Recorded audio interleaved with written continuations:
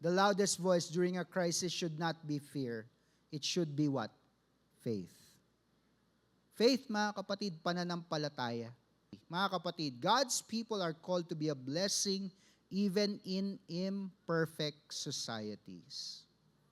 Christians are not called merely to criticize the nation. We are called to contribute to its flourishing. Pray for leaders. Pray for all in authority, regardless of political affiliation. Next, practice responsible citizenship. Exercise stewardship and civic responsibilities with wisdom and integrity. Ano pa? Serve the community. What? Meet needs. Show compassion. Be present in times of crisis. And lastly, pursue justice and righteousness. Advocate for truth, integrity, and human dignity.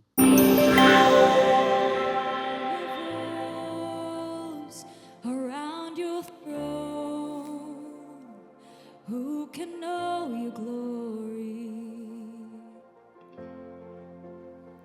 So high above, yet slain for us, you alone are worthy.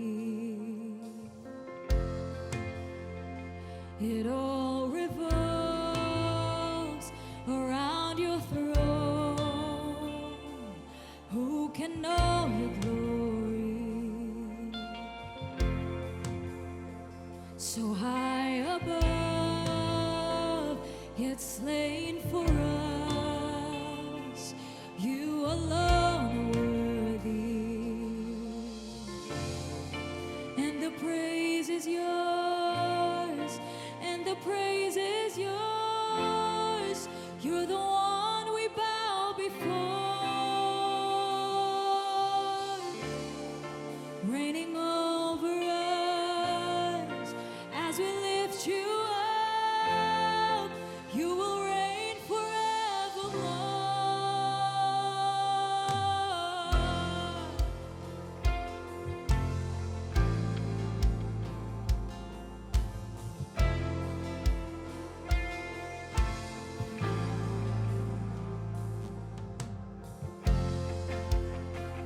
The one who was and is to come, God of every moment, for every crown exalted now. You alone are holy, and the praise is yours, and the praise is yours. You're the one we bow before,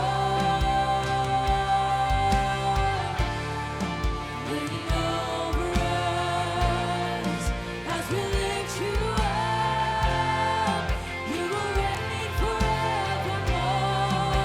All the praise is yours, and the praise is yours, and the praise is yours. You're the one we bow before, reigning over us as we lift you up. You will reign forevermore.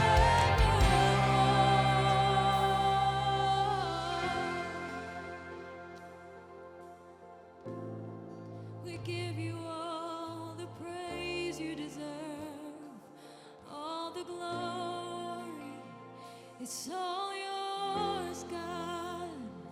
All the power, all the strength is yours. We give it all. Glory and praise, power and strength. Worthy is the Lamb of God. Hallelujah. Glory and praise.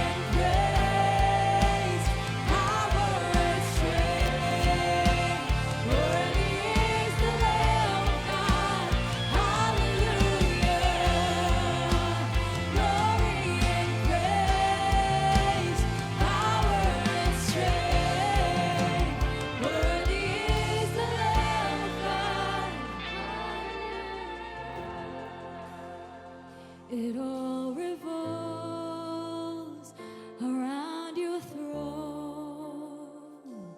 Who can know your glory? Title po ng ating series ay Built Different. And basically, we want the idea of living distinctively in a compromising world. Pero gusto ko po mag-focus sa isang aspeto na importante nga para sa atin ngayon. Because when you say living distinctively in a compromising world, it can mean a lot of things. Pero gusto ko po mag-focus dun sa political crisis na ating pong pinagdadaanan. Talking about this or speaking about it without becoming political, that's a challenge for every pastor and leader in the church. Because alam ko naman po na hindi tayo pare-parehas ng political inclinations. Tama, di po ba? But how do we present it? By making sure that everybody understands kung ano talaga ang dapat gawin ng simbahan. Because pag meron daw crisis politically, it exposes fear, division, anger, and hopelessness. Yet, naniniwala po ako na iba ang panawagan ng Diyos para sa kanyang church. The church is not called to mirror the world's outrage or despair, but to embody the values of God's kingdom. In times of national crisis, God's people are called not merely to react to culture, but to represent Christ and influence society through kingdom living. So for week number 1, think different, a kingdom perspective in a divided nation. Now, divided nga ba tayo? I think many of you can agree, yes, we are. Di po ba? Kung titignan natin ang inyong mga Facebook feeds, if you compare with another person, dun pa lang makikita mo kung politically or kahit hindi man politically, saan nakatuon talaga ang attention o pansin ng isang tao. That's just the way it is. Algorithm tells us a lot of things about ourselves. Pero sabi po sa Romans 12:2, do not conform to the pattern of this world, but be transformed. Somebody say that word again? Transformed by the renewing of your mind. Kailangan po talaga natin ng pagbabago ng kaisipan. Then you will be able to test and approve what God's will is, His good, pleasing, and perfect will. Ang nangyayari daw, kapag may mga crisis politically, ina-expose daw nito kung saan nagtitiwala ang tao. And kagaya ng sabi ko kanina, there's fear, anger, division. Sometimes, ang nakakalungkot kapag nagiging hopeless na ang mga tao. Kaya nga sabi ko, di ba, alisin natin sa lingwahe natin yung, bansang Pilipinas, napakahirap mong mahalin. And we express that, and I think I know what you're saying. Sinasabi mo yung kasi yung mga pangit na nangyayari sa society, in government, in your community. Sinasabi mo na para ang hirap mahalin ng bansang Pilipinas. Kaya lang sabi ko nga, let's try to change that kasi wala naman talaga kasalanan sa atin ang bansang Pilipinas. Right? It is not the nation who has hurt you. It is, what the circumstances are. Yun po yung nagkakos ng hopelessness sa iyo. Kaya as Christian, sabi ko, hindi natin dapat sinasabi yung kasi parang sinusumpa natin yung bansang Pilipinas, di ba? It is actually in the Bible, it is a spiritual matter, di ba? We fight against spiritual forces, di ba? Na nagro-rule sa ating pong bayan. So that is what we come against. Yun ang nilalabanan po natin. So as followers of Jesus, hindi tayo dapat nadadala sa culture of panic na nakikita po natin sa ating kapaligiran. Pero hinahayaan dapat natin ang Espiritu ng Diyos na lukuban tayo at bigyan tayo ng kapayapaan at kalakasan. At dahil diyan magkaroon tayo ng kalinawan ng pag-iisip, paano natin babaybayin ang mga pagsubok ng ating pong bayan. Lahat nga po na makabayang Pilipino rito magsabi ng amen, di ba? The church cannot transform a nation if it thinks exactly like the nation around it. Totoo po yan, di ba? If you want to be the agent of peace, pero pagpasok mo dun sa kaguluhan, magulong-magulo rin ang isip mo, how can you bring peace? But when you are the calm, collected, and composed individual, coming into a chaotic scene, and you speak a different language, you conduct yourself differently, people will take notice. Yun ang tanong, napapansin ba ng mga tao yung pagiging Kristiyano natin sa gitna ng kaguluhan? As Christians, we have something that others do not have. We have Christ, and we have the power of the Holy Spirit. So the church in times of national crisis, tandaan natin, I want you to look at these several things. Throughout the scripture, God's people frequently, when we say God's people, we're talking about Israel and then eventually the church. God's people frequently lived in political unstable environments. First one, Israel suffered under corrupt kings. First king, Saul. Ang ganda-ganda ng simula, di ba? Pero eventually, di ba, he fell into disobedience. Even David, a man after God's own heart, di ba, nagkamali nung hindi niya binantayan ng kanyang mga mata because he looked over the balcony of his own residence and saw somebody bathing na hindi niya dapat makita. And it spiraled downwards from that point on. Pero pagkatapos nun, di ba, umangat naman pagdating sa time ni Solomon. But then you have good kings and bad kings, evil kings, di ba, not so good character kings later on, na siyang naging daan para dumating ang mga kalaban, masakop ang Israel, and they were dispersed. Daniel, for example, one of the individuals who landed in exile dahil nga sa mga pagkakamali ng bayang Israel, he had to serve under pagan kings, under a pagan government. Pero nakita po natin na si Daniel nanatiling matatag. And even in the early church, di ba, they existed under the oppressive rule of Rome, which was the ruling empire during that time. Pag tinignan mo yung kwento talaga ng mga believers o mananampalataya during the time of the Bible, makikita ninyo na hindi naging madali para sa kanila. So in times of national crisis, tignan natin yung tatlong bagay na yan.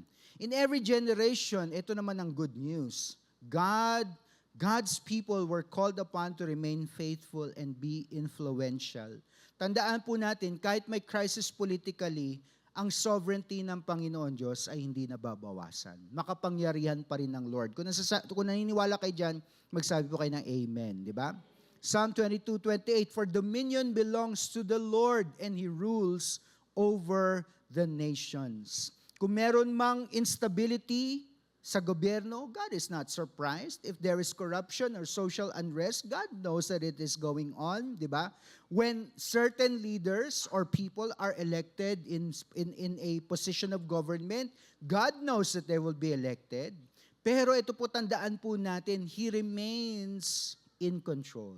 He is the Lord over all. Tandaan po natin yan. Therefore, believers must resist being shaped by fear and instead develop a kingdom mindset. So paano ba yun? Paano natin gagawin yun? Number one, remember your primary citizenship.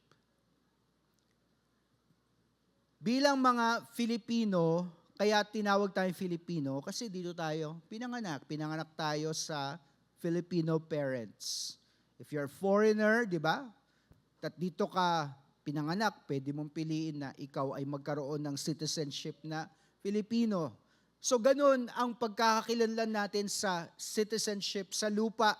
Pero sabi sa Philippians 3:20, our citizenship is in, saan daw? Heaven. Somebody say heaven. And we eagerly await a Savior from there, the Lord Jesus Christ. Kaya nga, as Christians, we belong to two realms. First, we are citizens, alam natin ito, we are citizens of our earthly nation. Filipinos tayo because we live in the Philippines. But in the eyes of God, first and foremost, we are citizens of God's kingdom. So tandaan natin yan, citizen tayo ng kaharian ng Panginoon Diyos. Kaya dapat ang allegiance natin nasa Panginoon. First allegiance natin nasa Kanya. Our ultimate allegiance is not towards a political party or ideology or candidate or movement. Our highest loyalty belongs to our King who is Jesus Christ. Ano pa? Look at this. We demonize people who disagree with us. Parang hindi ko matatapos tong message ko. Parang Parang ang dami ko gusto sabihin, parang hindi ko masasabi lahat. Di ba? When people disagree with you, Facebook post lang yan, ha? Di ba? Ang lakas umatake ng mga Pilipinos. Kung galit tayo sa mga troll, minsan ugaling troll din tayo. Tapi kayo may kitabi, come on. Opo. Ano pa? We place our hope in human leaders rather than God. Yan ang pinakamatindi dyan. That is when politics becomes your identity. Let me tell you this, ulitin ko ulit. Yes, pwede silang gamitin ng Lord, pero nasa iyo ang kapangyarihan na binigay ng Panginoon to do something about it by living a life that God wants you to live. Tuloy natin kasi mamaya dadaan natin yan. But when Christ becomes our identity, ano mangyayari? We remain secure. Don't you want that feeling of security? Ako gusto ko yun, di ba? Alam mo na, Lord, kahit anong mangyari, you are still in control. Because God's throne is unshaken. Ano pa? We can love people with different convictions. We engage politics without making it our savior. I want you to know that politics is not our savior. Si Daniel, kilala niyo si Daniel, di ba? The prophet Daniel. He lived under Babylonian and Persian rule. Dalawa, can you imagine that? He served faithfully in government but never compromised his devotion to God. None of us here will be thrown into the lion's den, kagaya ni Daniel. Wala namang malalagay sa atin, sa palagay ko lang, sa ganong sitwasyon, dahil nanatili tayong tapat sa Diyos. Hindi natin binitawan yung mga principles na alam natin dapat pinapamuhay natin bilang mga Kristiyano. Nobody is going to fault you for that. In fact, di ba, the fruits of the Holy Spirit, anong sabi? Against such things there is no law. Nobody is going to tell you, alam mo, sobrang bait mo, nakakainis ka, kasalanan na yan. Dapat kang makulong sa sobrang kabaitan. No judge is going to buy that. Ano akusasyon mo sa kanya? Sobra pong bait. Dapat siyang makulong.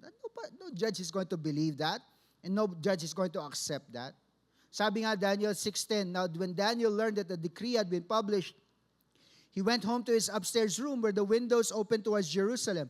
3 times a day. How many?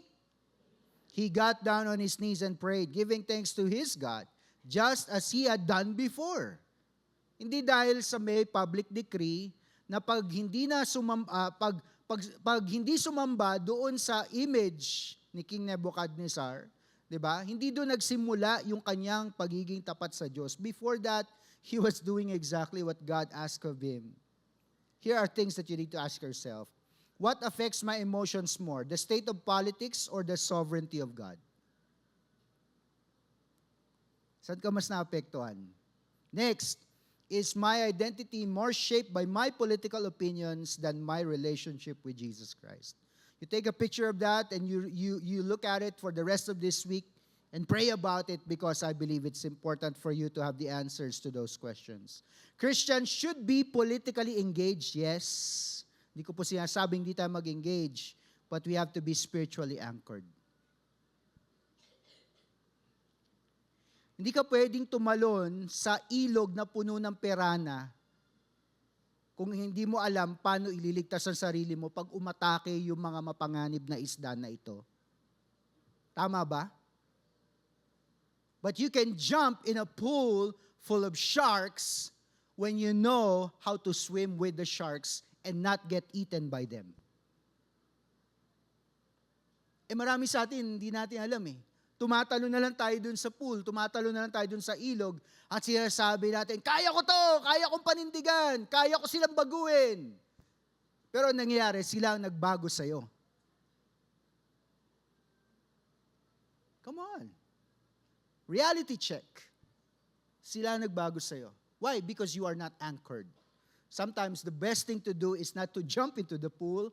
The best thing to do is not to swim with the sharks until you're actually ready to jump or swim. But you know what? If you are anchored in Christ, if there's a certain conviction that you know is grounded biblically, and it really comes from the heart of God, at yun ay nilalagay din ng Lord sa puso mo, even if the enemy clouds everything that is around you, you will know what to do. Kaya nga sabi, we are salt and light. Kahit mausok, kahit malabo ang kapaligiran, ang liwanag, makikita pa rin. It's just a certain wavelength, that gets blocked.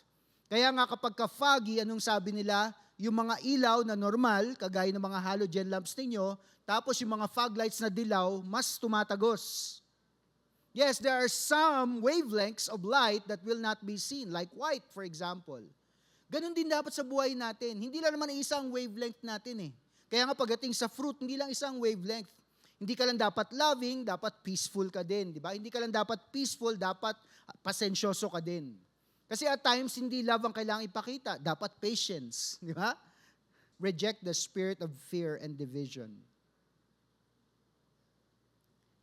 Political inclinations should not divide who Christians are in the sight of God.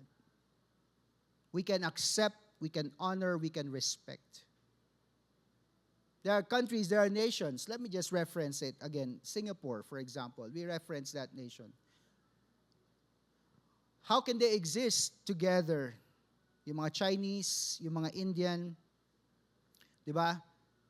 How can they exist together? Tapos yung iba pang pinaghalo-halong mga lahi na nandun. How can Christians stand beside Muslims and other religions in Singapore? Because of honor and respect. Bakit wala tayong ganun? How can we not have such a culture when as Christians, God enables us to love the unlovable, to forgive those who, pag tinignan natin ang mga kasalanan nila, sasabihin nila parang hindi ko kayang patawarin ang kasalanang nagawa mo sa akin. Pero alam natin dapat natin gawin yon kasi tayo pinatawad tayo ng Diyos. If we are capable of such things, how can we allow division to run rampant in our nation? That is something that we should be praying for. Sabi sa 2 Timothy 1:7, for the Spirit God gave us does not make us timid, but gives us power, love, and self-discipline. Ano pa? Anger towards opponents. Sabi mo sa katabi mo, sino bang mga kalaban mo? Next, anxiety over uncertainty. At ito ang malungkot ngayon, division among, basahin ninyo yan, ready, get, set, go? Families, friendships, and churches. Sino rito, yung mga dati niyong friends, ninyo na friends ngayon? Can you imagine in your own home, nag-aaway kayo politically, nagtatalo kayo? At the dinner table, can you imagine the scene? How does that make you feel? It's not good, di po ba? How about in the church? Kaya nga sa Cornerstone, let me tell you this, yan talaga, among the teams, sinasabi namin, do not engage in discussions wherein you cannot handle it in love and lose respect for one another. Hindi ko sinasabing hindi pwedeng pag-usapan. At sinasabi ko, kung hindi nyo kaya i-handle ng tama, huwag ninyong dalhin doon ang mga usapan na ito. Sabi nga dito, what fear does, it distorts our judgment, it fuels hostility, it produces hopelessness, it tempts people to compromise biblical values. Pero anong ginagawa ng Holy Spirit according to the text from 2 Timothy 1:7, He gives us power, which is courage to stand for truth. Pangalawa, love, grace toward people who disagree with us, and self-discipline, meaning wisdom and restraint in speech and behavior. Jesus before Pilate, the political and religious systems were aligned against Jesus. Actually, mas matimbang dyan yung religious eh. Kasi pagdating naman sa parte ng Rome, wala naman nag-aakusa kay Jesus. Sino ba ang nagdala ng accusations against Him? The religious leaders. But because the religious leaders could not simply hold their own court and bring Jesus to judgment, kinailangan dalhin nila kay Pilate. Pero sabi dito, ulitin natin, the political and religious systems were aligned against Jesus, yet He remained calm, truthful, and secure. In John 19:11, Jesus answered, you would have no power over me if it were not given to you from above. Hindi niyo ako mahuhuli ng ganito. I wouldn't be in this situation being judged by you kung hindi pinayagan ng Ama na nasa langit. Therefore, the one who handed me over to you is guilty of a greater sin. Can you imagine that? Jesus Himself saying na wala kayong karapatan, kapangyarihan. But then He turns His focus, who handed Him over? It was Judas, right? But He is also saying that there is a greater power in heaven na pinayagan ang lahat ng ito. Jesus understood that earthly authority is always subject to God's authority. Tandaan ninyo yan, mga kapatid. Being built different means what? Refusing to spread misinformation. Now that's the challenging part. Yung mahirap ngayon, what is proper information? What is true information? Sometimes, let me give you a perspective. Sometimes the information you're looking at is true, but it is not phrased according to your liking. That's why you call it misinformation. Sabi sa Jeremiah 29 verse 7, also seek the peace and prosperity of the city to which I have carried you into exile. Pray to the Lord for it, because if it prospers, you too will prosper. We're not speaking about a Jewish country or Jewish nation. We're speaking about Babylon. We're speaking about Persia. Ito po yung mga cities under these ruling powers, these empires, na sinasabi ng Panginoon Diyos, pagpalain ninyo, manalangin kayo na pagpalain ng Lord yung bayan kung nasan kayo. Kasi pag pinagpala ito, pagpapalain din kayo ng Diyos. God did not tell His people to what? Withdraw from society. He said, stay where you are, pray, pray, pray. God did not tell the people, hate your captors, magalit kayo sa kanila. God did not tell them, abandon your responsibilities. No. Sabi ng Lord, manatili kayo dyan. That's why Daniel stayed.